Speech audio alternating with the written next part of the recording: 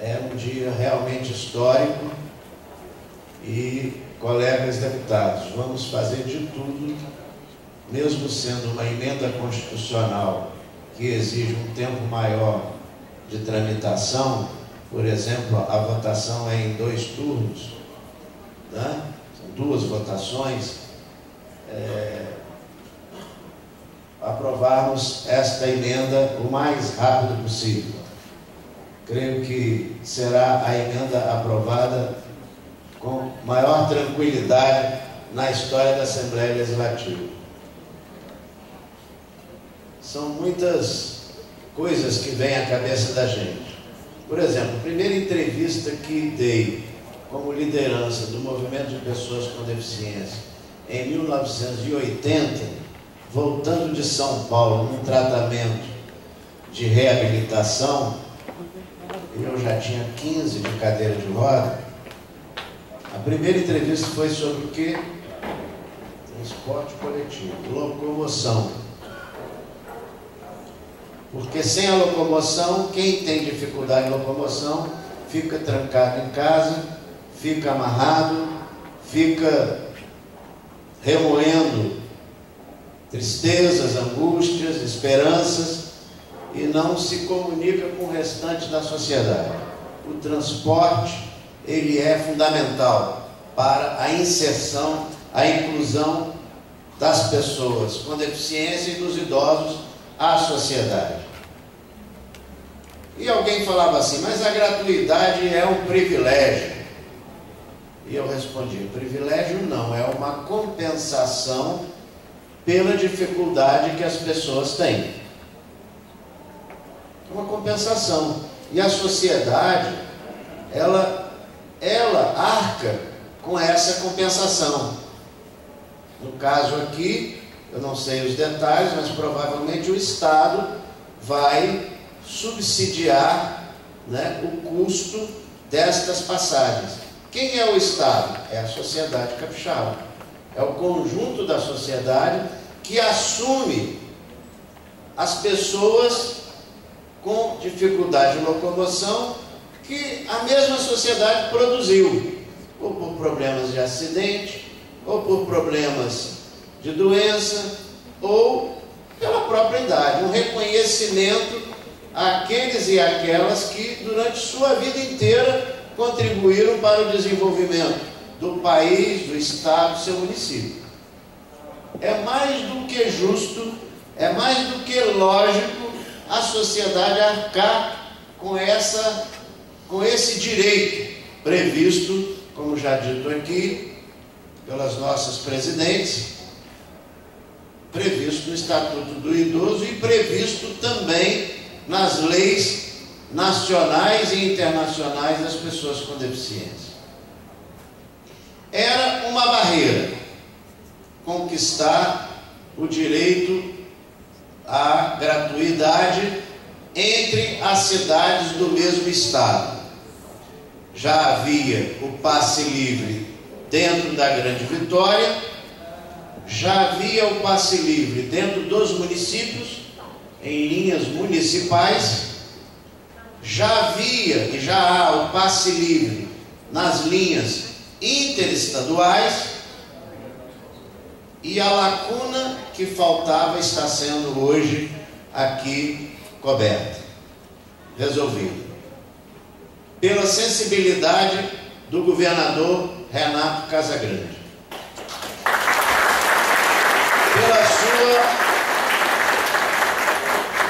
pela sua capacidade de enxergar na área social onde há lacunas, onde há problemas, onde há necessidade de investir.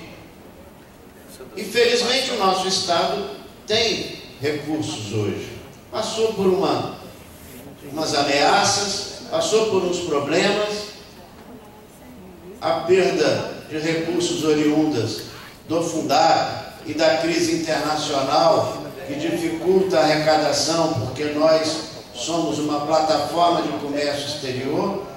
Essa dificuldade foi superada pela criatividade da equipe do governador Renato Casagrande e também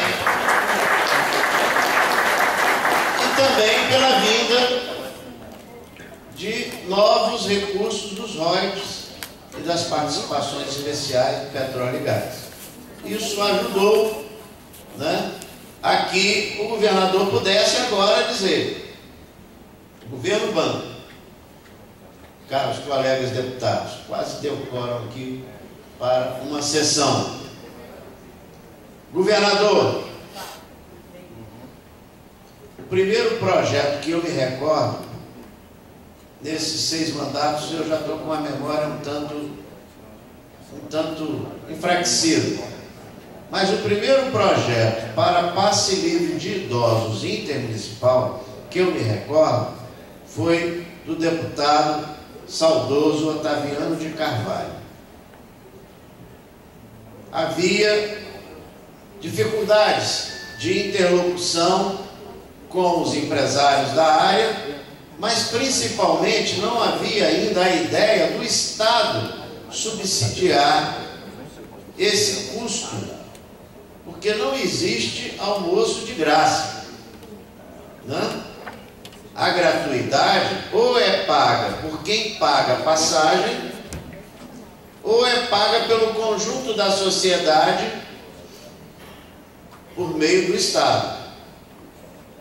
Não existe. Antigamente a gente achava que era assim: não, o empresário tem que abrir mão um pouco do seu lucro para poder garantir a gratuidade.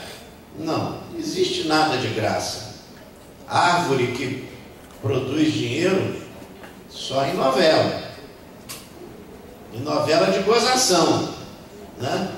De tal forma que naquele tempo ainda não havia esses arranjos, né, que geravam soluções para os problemas da própria sociedade. Outro fator que leva o governo a assumir esse compromisso social: a nossa sociedade está ficando idosa. Por exemplo, governador, eu sou duplamente beneficiário dessa medida aqui, quase defendendo a causa própria. Cadeirante e na beira dos 65 anos de idade. Estou quase duplamente beneficiário da medida. Vão dizer aí que eu estou fazendo discurso a favor porque eu estou, né, legislando em causa própria. Não. É pelo conjunto da sociedade. O primeiro a me alertar sobre isso foi Arlindo Vilasca. Em 1995 ele falou: Vereza, dê atenção à causa dos idosos. E foi aí que nós começamos a fazer a sessão solene dos idosos na Assembleia. É, sem dúvida, a sessão mais volumosa que tem lá na Assembleia. Mas entraram os presidentes mão de vaca, munheca de samambaia, como dizem os mineiros, né? Pão duro, como dizem os capixabas, e tiraram a festa que havia na Assembleia, governador. Não sei se o senhor chegou a participar de alguma. Certo que não podia ter lanche para os idosos, não podia ter o forró, um conjuntinho que custava R$200, mas em toda a sessão, desde 95 até pouco tempo, em todas os idosos falavam da questão da locomoção por meio da gratuidade, porque permite visitas, permite participação total na vida da sociedade. Participação. Tirar da depressão. Não? Tirar da depressão. Então, desculpe-me a demora aqui nesse pronunciamento. Governador, eu sou daqueles e daquelas que defendem a unidade das forças políticas em torno do avanço do Estado do Espírito Santo.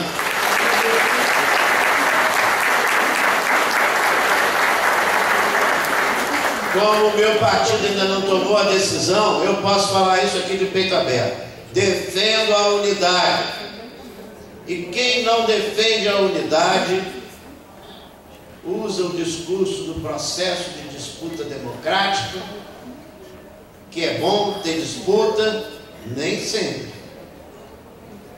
Nem sempre. Muito melhor união de forças em torno dos avanços, em torno de não permitir que retrocessos aconteçam neste estado. E eu experimentei amargamente o retrocesso. Eu experimentei. Vivi na pele, quase sozinho, e sei o que era, sei como era, sei o quanto o Estado perdeu naquele período, por causa de uma divisão que acabou gerando o controle do crime organizado sobre a vida de todas as instituições públicas e privadas desse Estado. Se não controle na área privada, havia influências.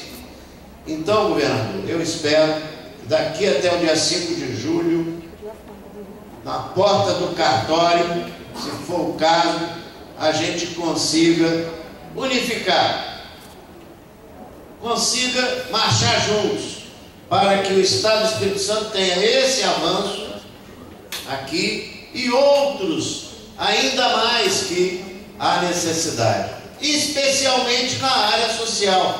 Muito tem sido feito, mas é lógico, em 4 anos é preciso que haja um tempo maior para o amadurecimento de projetos de agora e projetos que ainda vão surgir no caminho daqui para frente. De tal forma que eu deixo aqui, parabéns, governador, aquele discurso da posse ali no sol quente, está valendo a pena. Tem problemas? Tem muitos problemas. A CNBB se reuniu agora recentemente e abordou a conjuntura. A reunião dos bispos, aquela reunião anual. Um dos pontos avaliados lá foi a questão da segurança pública. É lógico. No mundo inteiro há problemas de segurança pública. Há uma cultura da violência. Os filmes americanos, norte-americanos, só tratam de violência. Os desenhos animados para as nossas criancinhas, meus netos, violência. A Tereza, minha esposa, foi lá outro dia e os meninos estavam vendo não sei o que, número 2. Só pancada, só violência. E o menino falou assim: não, mas é bandido, tem que levar pancada mesmo. Gente, é isso que se ensina pelos meios de comunicação e também no meio nosso. A reação violenta. A cultura de paz precisa ser construída. E isso não é um governo, isso não é um empresário, isto é a solução para essas questões, são do conjunto da sociedade inteira. Do conjunto, todos juntos. Não é ficar esperando que a polícia militar vai mudar de cabeça, vai mudar de mentalidade da hora para o dia. Não vai mudar. Ela foi formada no tempo da ditadura militar, era para reprimir. Então, até que vá amadurecendo uma mentalidade nova, de defesa da sociedade, não de ataque à sociedade, é um tempo. Nós mudamos a nossa mentalidade. Nós mudamos a nossa mentalidade. Nós queremos vida boa para nós. Mas se o vizinho for enjoado, a gente quer esse vizinho longe de nós. De tal forma que, governador, para encerrar, parabéns. Muitas pessoas foram autores de iniciativas semelhantes a essa que Vossa Excelência agora está tomando, esta emenda constitucional, essa PEC, como a gente fala, proposta de emenda constitucional. Por que é uma PEC? Porque lá no tempo do grátis, a acabaram com todos os passes livres. Todos. E havia muitos mesmo. Alguns desnecessários e injustos. Então passaram a régua geral. Aí 2 anos de luta das pessoas com deficiência na rua, 2 anos de luta das pessoas idosas, veio o Estatuto da Pessoa Idosa, veio a Convenção sobre os Direitos das Pessoas com Deficiência, e aí apresentou-se uma emenda constitucional na época, lá pelos idos de 99, permitindo a volta de alguns passes, mas na Constituição estadual. E havia um inciso que dizia o seguinte: novos passes apenas se o Estado subsidiar, se o Estado pagar o custo. Foi assim que veio agora, recentemente, dos estudantes, veio agora de outras pessoas, e está chegando agora a emenda constitucional que vai acrescentar nos critérios constitucionais. Eu nem li o texto, mas sei que é isso, né? Vai acrescentar idosos e pessoas com deficiências no sistema intermunicipal, para além da Grande Vitória, nas linhas intermunicipais, né? É isso que vai acontecer. De tal forma que finalizo parabenizando a todos que tiveram iniciativas semelhantes, as comissões da Assembleia, que fizeram audiência pública no ano passado, e lá foi detalhado pelo Eliezer Rabelo. Ele não está aqui, ele já saiu da área. Saiu de lá. Ele, né, foi o que coordenou o trabalho de elaboração da minuta, pelo menos até o ano passado. Quero lembrar do Eliezer Rabelo, ex-prefeito de Vargem Alta, trabalhou nisso, mostrou para os deputados que o governo estava trabalhando, e os idosos e as pessoas com deficiência saíram daquela assembleia já com a certeza que chegaria a hora. Chegou, né? E viremos aqui, governador, para a regulamentação do texto constitucional, porque depois de aprovar a emenda constitucional, aí tem a lei ou um decreto estadual que vai definitivamente estabelecer, criar, né, a gratuidade do passe livre, né, a gratuidade do transporte para idosos. Vai ficar pendente uma coisa, que a lei federal já prevê. Não basta botar o símbolo internacional de acesso nos veículos, se não houver acessibilidade nos veículos. Senhores empresários, me desculpem, mas é irritante para um cadeirante ver o ônibus com aquele símbolo azulzinho, mas quando você chega no degrau, cadê o elevador? Tem que ser carregado no colo. Eu gosto de colo, adoro colo. O problema é que colo gera problema na coluna das pessoas. Está lá minha mulher cheia de problema de coluna, me carregou tanto no colo, Leonor, que tem problema de coluna. Está lá o Elivelto, meu motorista, um ciático com problema. Carregar no colo é moleza para quem está sendo carregado, mas para quem carrega é um problema, né? Então não dá mais para a gente aceitar carregado. Eu não vejo problema nenhum, não vejo humilhação nisso, né? A gente é carregado quando bebê, por que não vai ser carregado como adulto? E às vezes até como idoso é necessário, né, um colinho. Parabéns, força, Deus quiser vai dar tudo certo, e novas conquistas, novos avanços, mais alegria para todo o povo capixaba, né, nós teremos nesses próximos tempos. Chegou o Eliezer aí. Aí. Parabéns, Eliezer. Seu esforço não foi igual. Um abraço, gente. Parabéns. Ouvimos assim o representante da Assembleia Legislativa, deputado estadual Cláudio Beleza.